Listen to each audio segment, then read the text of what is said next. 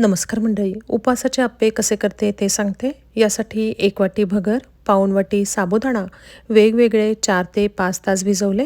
एका मिक्सरच्या भांड्यामध्ये दोन्ही घेऊन त्यामध्ये एक छोटी वाटी ओल्या नारळाचा कीस टाकला.